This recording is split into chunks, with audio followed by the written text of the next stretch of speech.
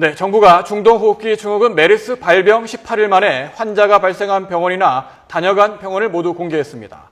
서울, 강남과 경기도 7개 도시에서는 학교 휴업령이 내려졌습니다. 이번 주를 고비로 확산세가 꺾일 것이라는 정부의 예상은 맞는지 살펴보겠습니다. 백신 전문가인 설대우 중앙대학교 약학대 교수 나오셨습니다. 네, 안녕하세요. 네, 안녕하세요. 공개를 하느냐 마느냐 논란이 참 많았습니다. 네. 발병 18일 만에 정부가 메르스 관련 병원 명단을 공개했는데 네. 어떻습니까? 시의적절했다고 보시는지요?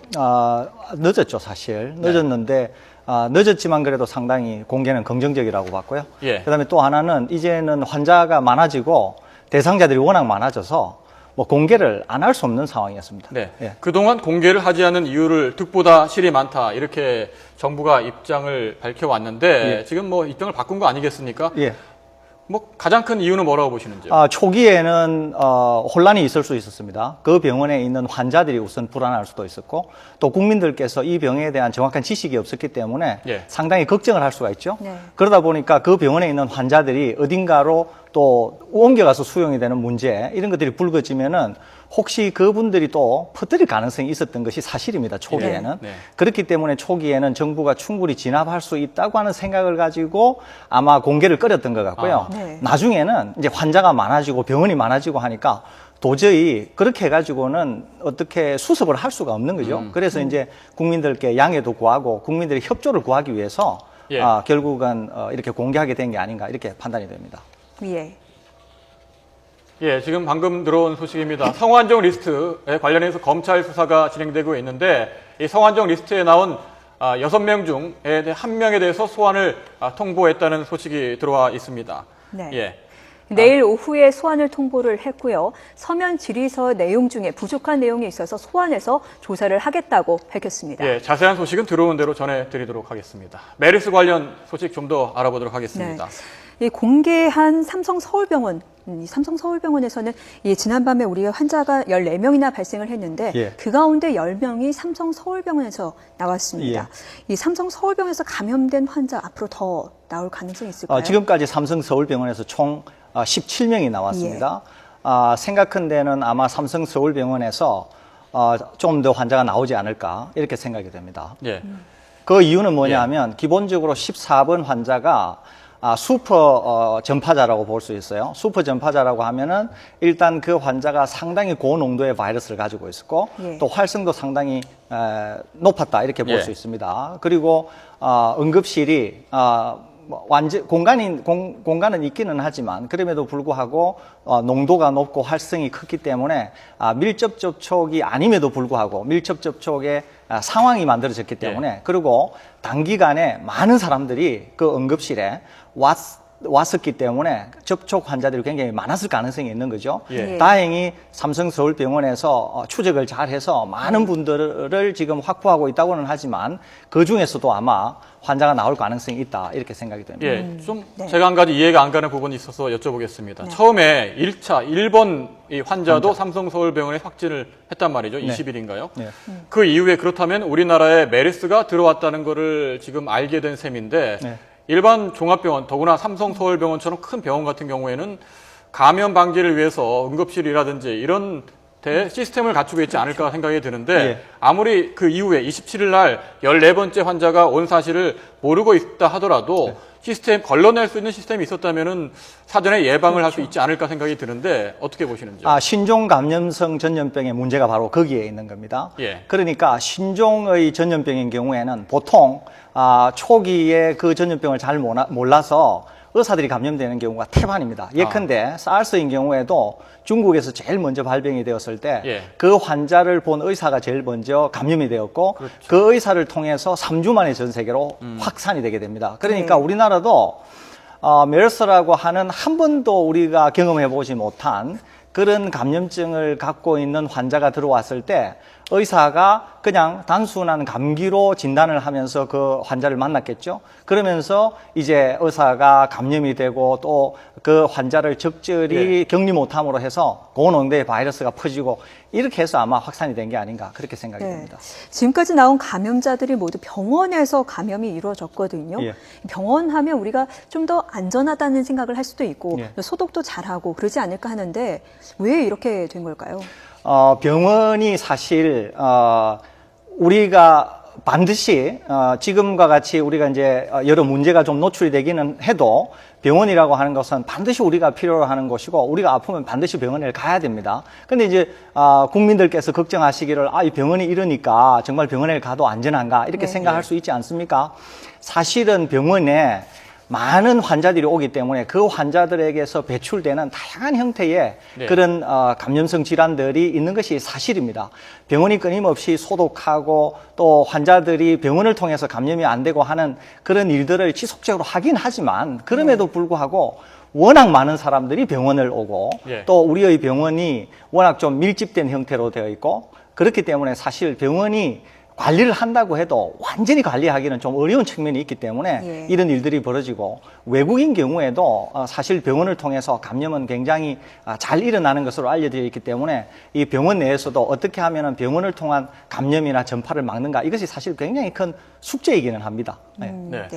보건당국이 오늘 오후에 브리핑을 하는 걸 들어보니까 처음에 평택 성모병원에서 큰 봉우리가 하나 생겨서 감염이 확산됐고 지금 삼성 서울병원에 두 번째 봉우리가 생긴 셈이다 이렇게 설명을 했거든요.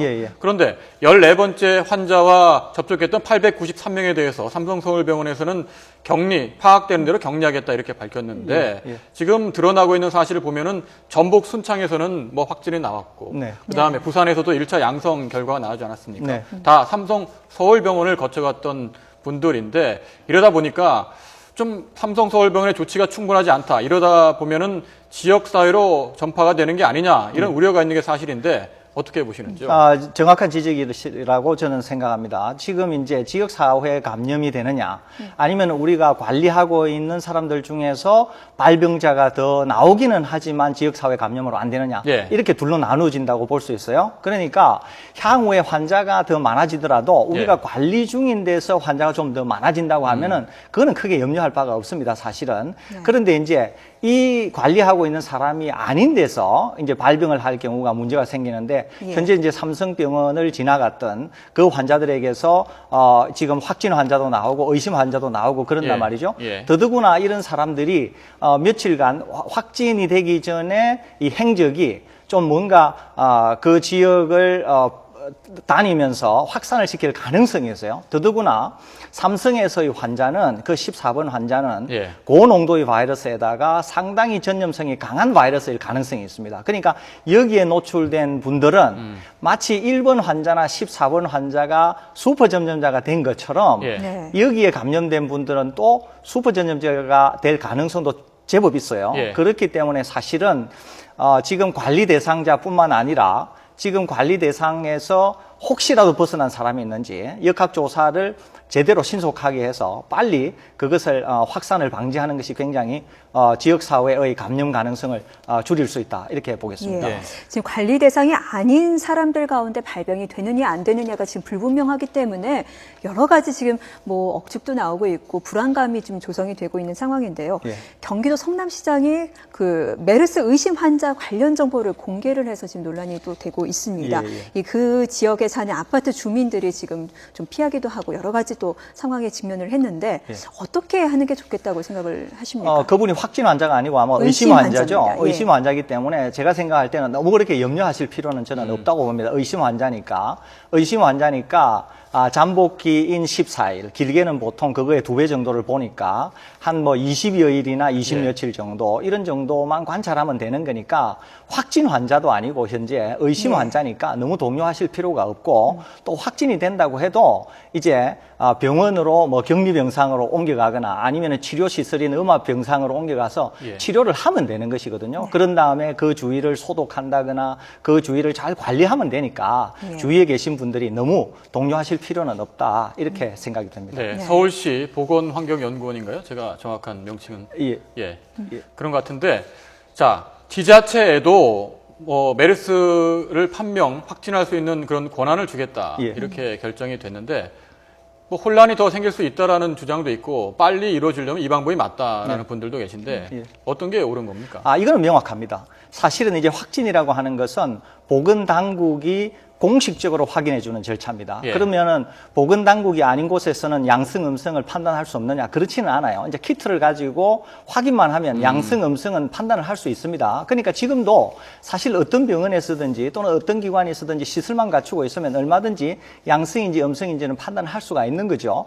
그런데 이제 보건당국에서는 확실히 전체 사람의 수라든지 이런 것들을 파악을 하기 위해서 창구에 일어나라고 하는 관점에서 보건당국이 네. 질병관리본부가 이제 추가 검사를 해서 확진을 이제 내려준 것이거든요. 그런데 이제 한번 생각해 보십시오. 환자 수가 너무 많아지면 질병관리본부, 즉 당국 혼자서 그 일을 할 수가 없는 거예요. 예. 그러니까 지금 상황에서는 질병관리본부가 그걸 하려고 해도 할 수가 없는 겁니다. 다만 질병관리본부라고 하는 당국과 지자체들 간의 긴밀한 협조만 된다고 하면 오히려 그런 것들을 나누어 줌으로 해서 신속하게 진단이 되고 확정이 되니까 예. 오히려 잘된 조치다 이렇게 볼 수가 있는 예. 것이죠. 네.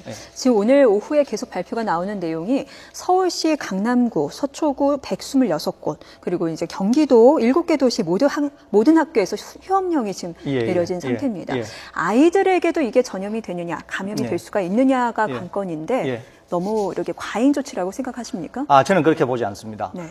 지금까지 대충 한 1000여 명, 사우디아라비아 그 일대의 결과를 놓고 보면, 청소년기는 굉장히 케이스도 적고, 예. 그러니까 감염된 예도 적고, 또 감염된, 그 청소년의 사망률도 굉장히 낮습니다. 다른 연령대에 비해서. 이제 그 얘기는 보통 병원 감염이 워낙 일반적이기 때문에 그 아이들이 병원을 적게 가서 감염이 덜 됐다고도 볼 수 있는 상황이거든요. 네. 그리고 또 우리가 계속 얘기하는 것이 사우디아라비아 그 부근의 일대에서 메르스에 대해서 일어났던 것과 우리나라 상황이 상당히 다르다는 거 아닙니까? 예. 그렇기 때문에 거기에서는 청소년 아이들이 덜 걸리고 덜 사망하는데 우리도 그럴 거 아니냐. 꼭 이렇게 볼 수는 없다는 거죠, 사실은. 뿐만 아니라 이 청소년기나 유아 아이들이 감염이 되어서 사망에 이른다고 하는 것은 이거는 그냥 사망사고다, 감염사고다라고 보기보다는 또 다른 여러 가지 우리가 생각해야 되는 그런 정서적 문제도 있기 때문에 부모들의 걱정 또 국가가 전반적으로 이 청소년들에 대한 생각 이런 거를 감안할 때는 저는 그렇게 과잉 조치다 이렇게 보기보다는 오히려 적절한 조치다 저는 네. 이렇게 생각하고 있습니다. 예. 확진을 받았던 환자 중에도 완치가 돼서 이제 퇴원하시는 분들도 생기고요. 예. 그다음에 의심 환자로 분류됐다가 격리가 해제되는 분들도 이제 늘어나고 있지 않습니까? 네네. 그런데 확진이 됐다가 퇴원하시는 분들 일단 퇴원하게 되면 더 이상 뭐 이런 재발이 된다거나 이런 우려는 없는 겁니까? 전혀 없습니다. 제가 좀 나누어서 설명을 드리려고 예. 하는데요.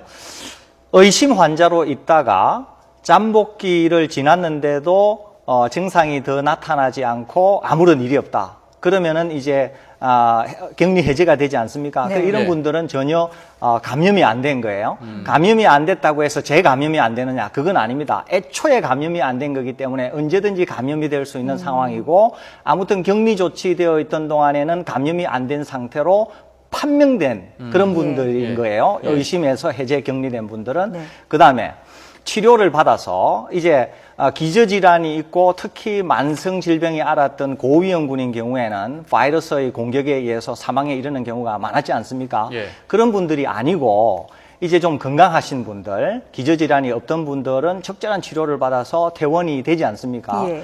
충분 이제 완전히 회복이 되어서 예. 이런 분들은 앞으로 더 많아질 것입니다. 네. 그리고 이 분들은 완전히 회복이 되면 그 몸에는 전혀 바이러스가 남아있지 않고 그 바이러스에 대해서 확실한 대항 물질인 항체가 만들어져 있기 때문에 일반적으로 대부분 다 항체가 만들어집니다. 항체가 만들어져 있기 때문에 이 분들은 동일한 바이러스에 대해서 거의 아마 평생 동안 재감염되는 일은 없을 거기 때문에 지역사회에서도 이렇게 완전히 치료가 된 분들은 오히려 지역사회에 계신 분들보다도 이 바이러스에 대해서 이제 재감염의 우려가 전혀 없기 때문에 더 깨끗한 분이라고 볼 수 있어요, 사실은. 그러니까 지역사회에 계신 분들도 전혀 우려할 필요는 없다는 말씀을 강조해서 드립니다. 백신 전문가시니까 좀 여쭤보고 싶은데 처음에 이 메르스라는 게 알려지게 될 때 마땅한 백신이 없어서 고치기 힘들다 이렇게 알려졌었거든요. 예. 근데 어떻게 해서 완치가 이루어지는 겁니까?